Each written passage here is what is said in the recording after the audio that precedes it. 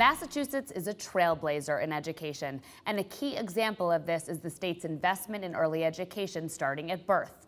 I'm Jenny Johnson for Comcast Newsmakers. At Suffolk University's Modern Theater in downtown Boston, Todd Weber, Commissioner of the Department of Early Education and Care, joins Newsmakers.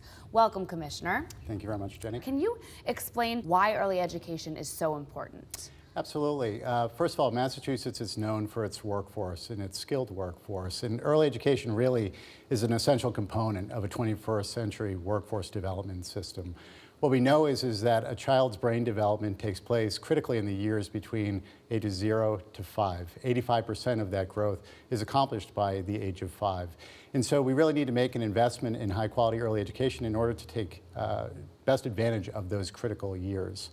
We know that word gaps are established as early as 18 months, tens of thousands of words separating some of our more affluent students from some of our less affluent students.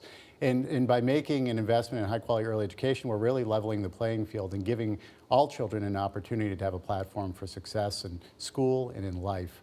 We also know that by third grade MCAS here in Massachusetts, students that are below proficiency, about 70% of those students will remain below proficiency for the remainder of their time in our school system. So this is all important information. What is Massachusetts doing that's so unique? So Massachusetts is uniquely building a system that is really birth through 20. And so that really includes our early education system, K-12 system, and higher education system.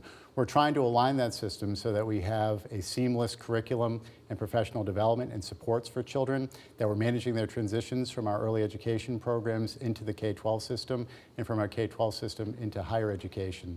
So we've been making investments all along in providing greater access and better quality in early education as part of a robust system that's 0 to 20. We're also unique in the fact that we're taking advantage of what we call our mixed delivery system, and that's our network of nonprofit providers and private providers and public school providers. So we're building on an infrastructure that encompasses all of those, which is really a family-friendly approach, because we know that most families need something that's more than a half a school day and more than a full school day.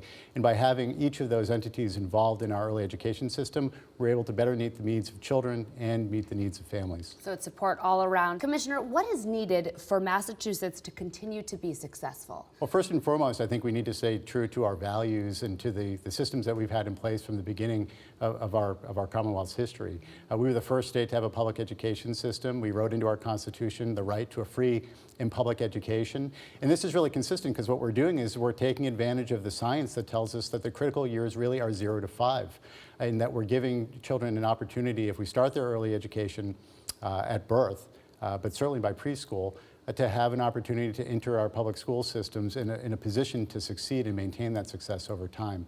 So Massachusetts needs to continue to invest in quality and to continue to invest in access simultaneously, and we're doing that across the mixed delivery system. So what kind of investments is the Commonwealth making in early education? You mentioned some of the specifics, but where are the investments coming from? Sure. Last year, Governor Patrick proposed that we eradicate our wait list. Right now, we have 41,000 children with a stated interest of receiving state support for early education.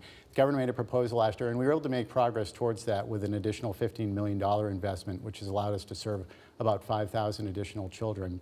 But in addition to that, we received a grant from the federal government of $50 million over 4 years, which is allowing us to invest in quality across the system. So that gets at the duality of our mission here, which is to provide greater access to more children, but also to a higher quality program. Well, wonderful. Commissioner, thank you so much for sharing a little bit about what's going on in early education in Massachusetts. Well, thank you, Jenny, for the opportunity. Thank you for watching Comcast Newsmakers. I'm Jenny Johnson.